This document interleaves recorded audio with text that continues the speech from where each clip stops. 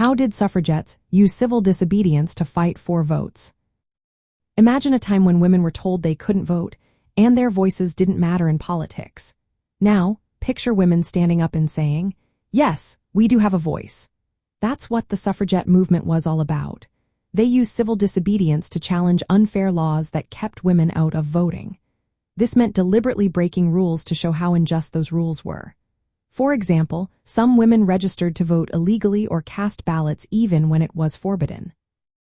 They knew they would be arrested, but they did it to highlight the unfairness of the law. These acts made people talk and made leaders pay attention. Suffragettes also organized marches and protests in public spaces. They picketed government buildings and held silent demonstrations. One famous example is the women who stood outside the White House with banners demanding voting rights. They stayed there day after day, even when police tried to remove them. Their peaceful protests kept the issue in the spotlight and pressured politicians to act.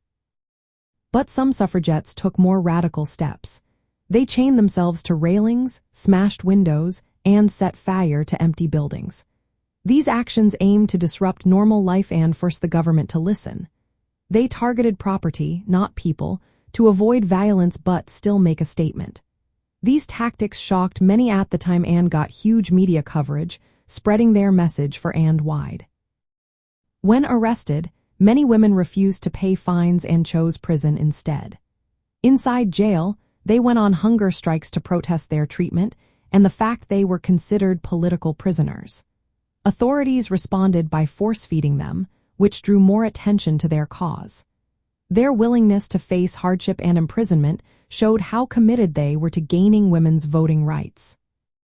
All these acts of civil disobedience helped change public opinion and made politicians realize they could no longer ignore women's demands.